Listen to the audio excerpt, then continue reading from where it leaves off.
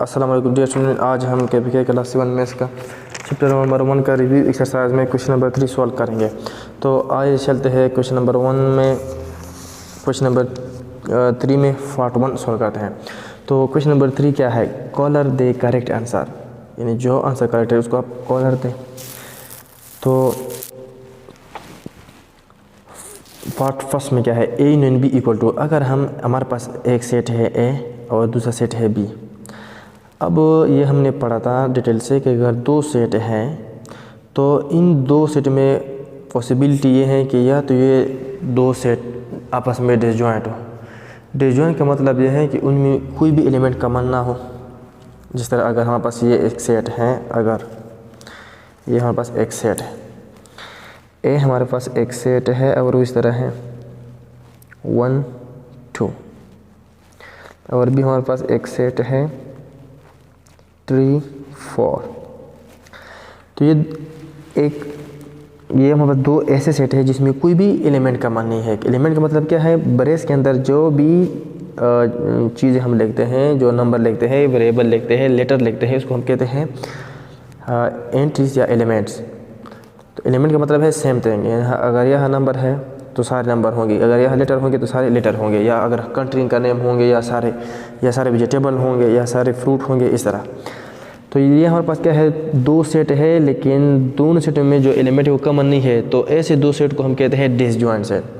तो दो सेट में दुनिया में कोई भी दो सेट अगर आप लेंगे तो इनमें 3 पॉसिबिलिटी है। या तो ये दो सेट आपस में डिसजॉइंट होंगे। डिसजॉइंट का मतलब ये है कि इनमें कोई भी एलिमेंट कॉमन ना होगा, या इस तरह होगा कि अगर हमारे पास इस तरह एक सेट आ जाए, ए हमारे पास है 1 2 और बी हमारे पास है 1 2 3।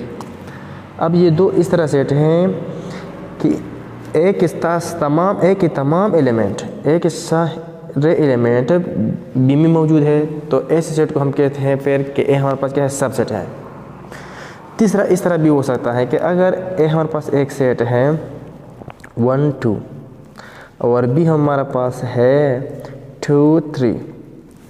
अब इसमें एटलीस्ट कम से कम एक एलिमेंट कॉमन है, सारे तो कॉमन नहीं है। मतलब क्या है कि दुनिया में आप दो सेट लेंगे, या तो इनमें कोई भी एलिमेंट कॉमन नहीं होगा, या कम से कम एक एलिमेंट कॉमन होगा, या इस तरह होगा कि एक सेट के तमाम एलिमेंट दूसरे सेट में होंगे।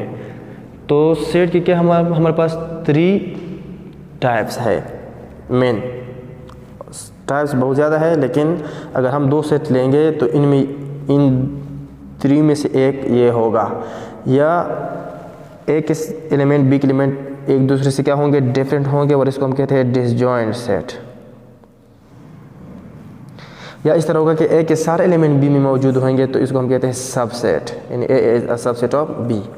या इस तरह होगा कि ए के कम से कम एक या दो, ज़्यादा भी हो सकते हैं, लेकिन इस तरह नहीं होता कि सारे एलिमेंट इसमें मौजूद होंगे ए के बी में, फिर तो ये सबसेट बनेगा।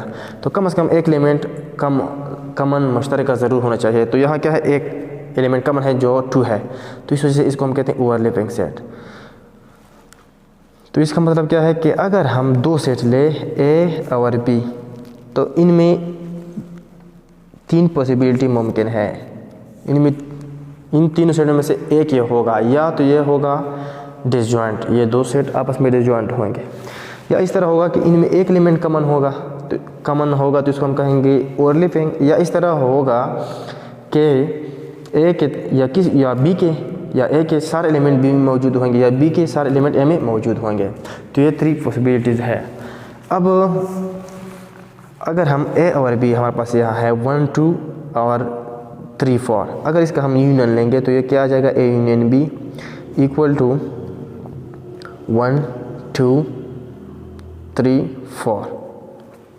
तो इसका क्या आएगा? यूनियन आएगा। अब हम आते हैं क्वेश्चन नंबर 3 में, पार्ट 1 पे। तो ये दो सेट है हमारे पास। अब ये हमें पता नहीं है कि ये जो दो सेट है या आपस में ओवरलैपिंग होंगे, या डिसजॉइंट होंगे, या सबसेट होंगे, लेकिन दो सेट है। अगर इसका हम यूनियन लेंगे सपोज अगर ये हमारे पास एक ए सेट था और एक बी सेट था, इसका हमने यूनियन लिया तो वो क्या आ गया 1 2 3 4। तो इसका आंसर क्या होगा,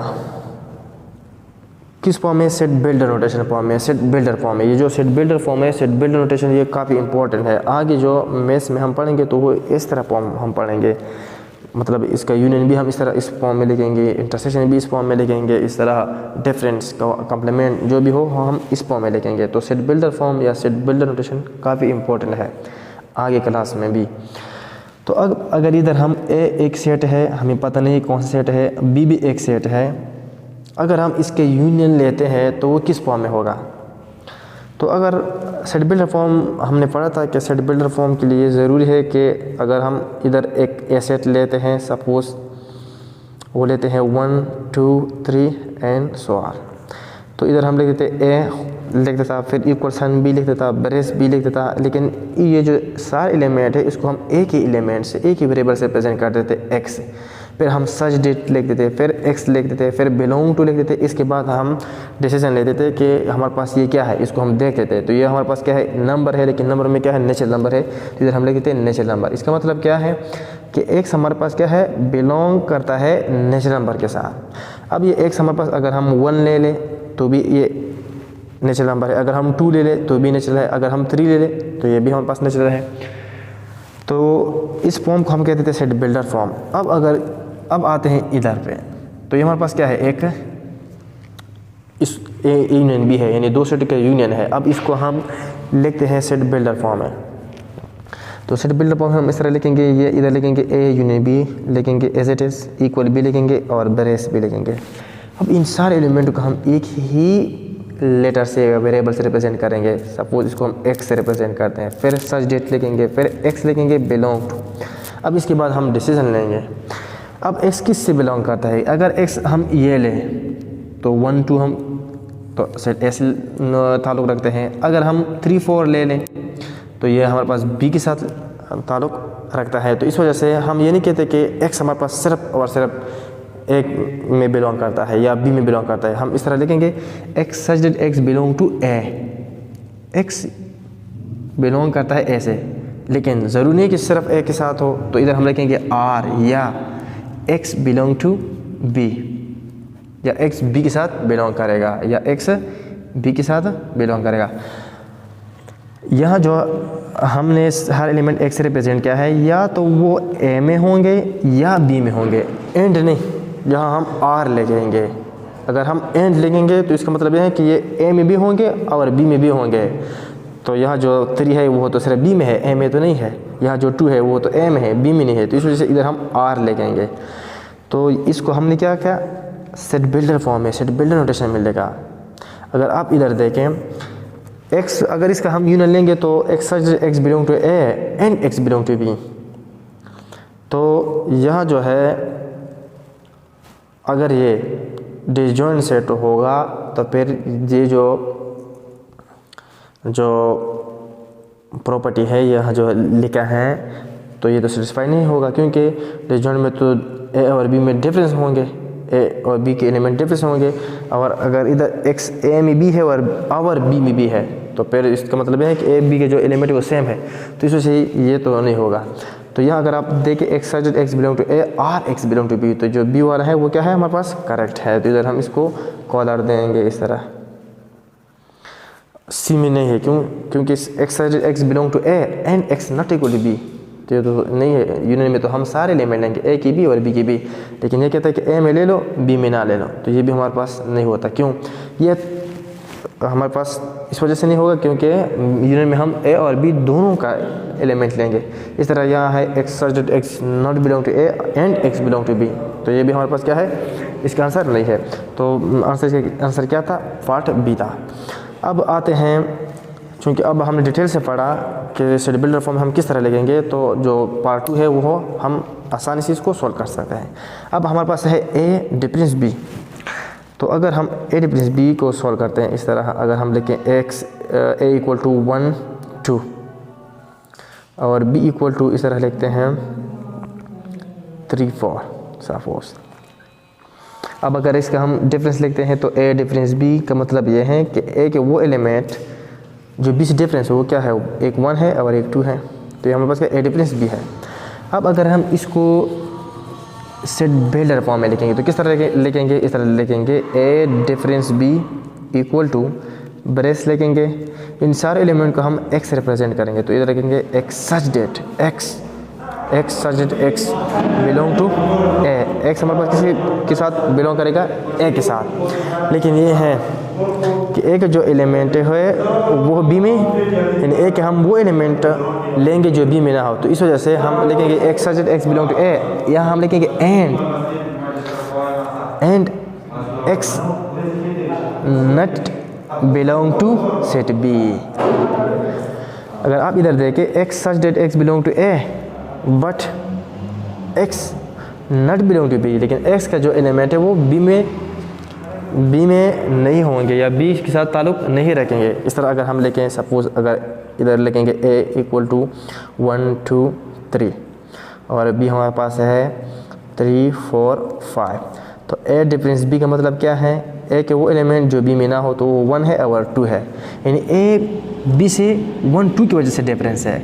अब अगर इसको हम सेट बिल्डर फॉर्म में लिखेंगे तो किस तरह लिखेंगे, ए डिफरेंस बी लिखेंगे, फिर ब्रेस लिखेंगे, फिर लिखेंगे x such that x belong to, ये जो एलिमेंट है किस सेट से ताल्लुक़ रखते हैं, ए सेट के साथ, तो इधर लिखेंगे A and x not equal to not belong to x not belong to set B, यानी जो एक्स वाले एलिमेंट है वो ए में ताल्लुक़ रखेंगे, ए में होंगे लेकिन बी में नहीं होंगे। और अगर आप इधर देखिए 1 2 हमारे पास ए में है बी में नहीं है, तो इसको हम कहते हैं ए डिफरेंस बी। तो अब आते हैं इधर x such that x belong to A and x belong to B, ये तो हमारे पास नहीं है। X such that x belong to A और एक्स बिलोंग टू बी, ये भी नहीं है। X such that x belong to A and x not belong to B, तो ये हमारे पास क्या है, ये तक नहीं, अभी इसको हमने प्रूव भी किया विद एग्जाम्पल। तो हमारे पास क्या है, सी हमारे पास क्या है, सी हमारे पास है, इसका आंसर है x such that x not belong to A and x belong to B, तो ये भी हमारे पास नहीं है इसका आंसर, क्योंकि डिफरेंस में एक्स बिलोंग करेंगे ए से, बी से बिलोंग नहीं करेंगे। तो ये था पार्ट सेकंड। अब आते हैं पार्ट 3 पे। तो पार्ट 3 क्या है, बी डिफरेंस ए है। तो बी डिफरेंस ए का मतलब क्या है, बी डिफरेंस ए का मतलब होगा कि बी के वो एलिमेंट जो ए में ना हो। अगर इधर हम लिखें बिलफर्स, अगर इधर हम लिखेंगे बी 1 2 3 और ए लिखेंगे 3 4 5। अब बी डिफरेंस ए फाइंड करते हैं, तो बी डिफरेंस ए का मतलब ये है कि बी ए से किन किन एलिमेंट से डिफरेंस है, तो 1 और 2 से डिफरेंस है। अब अगर इसको हम सेट बिल्डर फॉर्म में लिखेंगे तो किस तरह लिखेंगे, B equal to B difference A equal to, इसको हम एक्स रिप्रेजेंट करेंगे, फिर सच डेट लिखेंगे, फिर एक्स लिखेंगे, फिर बिलोंग टू लिखेंगे। अब इसको हमने एक्स रिप्रेजेंट किया हुआ, ये किस में बिलोंग करते हैं, बी में, तो इधर लिखेंगे बी एंड फिर लिखेंगे x not belong to x, ये जो एलिमेंट है ये बिलोंग करते एक्स में और ये बिलोंग नहीं करते किस में, ए में, तो इधर हम लिखेंगे x not belong to set A, तो ये क्या है, बी डिफरेंस ए है। अब आते हैं इधर, बी डिफरेंस ए है तो इसका मतलब क्या है कि x belong to A and x not belong to A, और ये है तो इसको इधर हम क्या कॉलर देंगे, डी को, फॉर डी को। तो ये था क्वेश्चन नंबर 3 में पार्ट 3 जो काफ़ी इंपॉर्टेंट है। अब आते हैं पार्ट 4 पर। पार्ट 4 में क्या है, A complement whole complement. A complement का मतलब क्या है, U difference A. A complement का मतलब क्या है, यू डिफरेंस ए, यानी यू ए से किन किन एलिमेंटों से डिफरेंस है। सपोज अगर हमारे पास यू बराबर है 1 2 3 और ए बराबर है 1 2, अब ए कम्प्लीमेंट किसके बराबर होगा, ए कम्प्लीमेंट हमारे पास बराबर होगा यू डिफरेंस ए, और यू क्या है 1 2 3, डिफरेंस ए क्या है 1 2। अब यू ए से किन किन एलिमेंट से डिफरेंस है, तो सिर्फ वो है 3, तो इसको हम कहते हैं ए कम्प्लीमेंट। अब ए कम्प्लीमेंट होल कम्प्लीमेंट अगर हम सॉल्व करते हैं, ए कम्प्लीमेंट होल कम्प्लीमेंट, क्योंकि यहाँ है ए कम्प्लीमेंट होल कम्प्लीमेंट, तो इधर हम अगर ए कम्प्लीमेंट होल कम्प्लीमेंट लिखते हैं तो इसका मतलब यह है A complement whole complement. A complement whole complement का मतलब ये है कि U difference A complement. U हमारे पास क्या है 1 2 3, डिफरेंस 1 2 3 डिफरेंस ए कम्प्लीमेंट क्या है, सिर्फ 3 है, क्या हमने सोल्व किया है।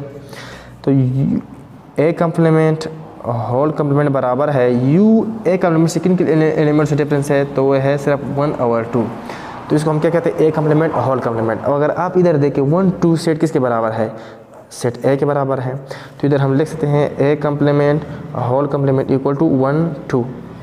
इसको हमने एक्सरसाइज में या किसी एग्जाम्पल में डिटेल से भी पढ़ा था। तो ये तो हमारे पास ए कम्प्लीमेंट होल कम्प्लीमेंट किसके बराबर है, 1 2, और 1 2 किसके बराबर है, सेट ए के। तो इधर हम लिखेंगे A complement whole complement equal to A. तो इसको हमने डिटेल से पढ़ा है, लेकिन इधर भी हमने आज सॉल्व किया। तो ए कम्प्लीमेंट होल कम्प्लीमेंट किसके बराबर है, ए, सेट ए के। ये हमने पढ़ा था कि अगर हम कम्प्लीमेंट इवन टाइम करेंगे तो इसका आंसर हमेशा क्या आएगा, हमारे पास वही सेट आएगा।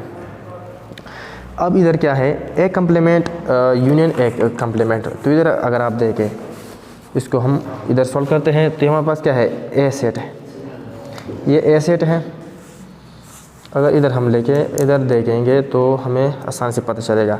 हमारे पास ए कम्प्लीमेंट किसके बराबर है, 3, और ए हमारे पास किसके बराबर है, 1 2 के। अगर हम इसके यूनियन लेंगे तो इसका मतलब है कि सारे एलिमेंट लेंगे तो 1 2 3, और 1 2 3 किसके बराबर है, यू सेट के बराबर है। तो इधर हम लिखेंगे A complement union A complement A union A complement किसके बराबर है, यूनिवर्सल सेट के। फिर हम इनवर्स सेट लेंगे और इधर हम लिखेंगे ए। अब हमारे पास ये है A complement A intersection A complement. तो ए हमारे पास क्या है, ए हमारे पास है 1 2, और ए कम्प्लीमेंट हमने सोल्व किया है वो क्या है, 3 है। अब अगर इसका हम इंटरसेक्शन करेंगे तो इंटरसेक्शन का मतलब है कॉमन एलिमेंट। तो इसमें कोई भी कॉमन नहीं है तो इसका क्या आ जाएगा, कॉमन। कोई भी कॉमन नहीं है तो एम्प्टी आ जाएगा इसका आंसर। तो इधर भी हम कॉमन लेंगे तो हमारे पास कोई कॉमन नहीं है इसमें, तो पार्ट बी। तो इधर हम लिखेंगे एम्प्टी। पार्ट 7। तो पार्ट 7 में क्या है, यू कम्प्लीमेंट। तो यू कम्प्लीमेंट का मतलब क्या है, यू कम्प्लीमेंट का मतलब है, यू कम्प्लीमेंट का मतलब ये है, अगर हम यू कम्प्लीमेंट सॉल्व करते हैं तो यू कम्प्लीमेंट का मतलब है यू डिफरेंस यू से किन के एलिमेंट्स डिफरेंस है, कोई भी एलिमेंट्स नहीं है तो इधर हम लिखेंगे एम्प्टी। इसका आंसर जो आएगा वो एम्प्टी आ जाएगा। तो इधर हम लिखते हैं U complement equal to empty. तो वो पार्ट क्या है, पार्ट, तो यू कम्प्लीमेंट किसके बराबर है, एम्प्टी के, यानी यू डिफरेंस है, यू कम्प्लीमेंट बराबर है यू डिफरेंस यू। तो यू किन किन एलिमेंट्स यू से डिफरेंस है, किसी भी एलिमेंट से नहीं है तो इसका आंसर क्या आ जाएगा, एम्प्टी से। तो यहाँ पार्ट बी है तो इसको हम कॉर्नर देंगे। इस तरह हमारे पास पार्ट 8 में क्या है, एम्प्टी कम्प्लीमेंट। तो एम्प्टी कम्प्लीमेंट का क्या मतलब है, एम्प्टी कम्प्लीमेंट का मतलब है यू डिफरेंस एम्प्टी। तो यू एम्प्टी से किन किन एलिमेंट्स से डिफरेंस है, सारे एलिमेंट्स यानी सारे यू से। तो इधर हम लिखेंगे यू। तो इसका आंसर क्या आ जाएगा, यू आ जाएगा। अब आते हैं पार्ट 9 पे और 10 पे। तो पार्ट 9 और 10 सॉल्व करते हैं। पार्ट 9 और 10, तो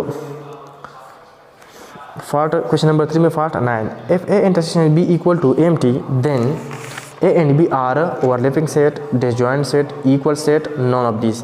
अगर दो सेट है ए और बी, अगर हम इसका इंटरसेक्शन लेते हैं उसका आंसर एम्प्टी आता है। तो इसका मतलब ये है कि जो ए और बी है वो हमेशा क्या होंगे, ओवरलैपिंग होंगे या डिसजॉइंट सेट होंगे या इक्वल सेट या नॉन ऑफ दिस। तो आप अगर इधर देखें ए हमारे पास एक सेट है 1 2, और बी हमारे पास है ए बी, ये दो सेट है और डिसजॉइंट है।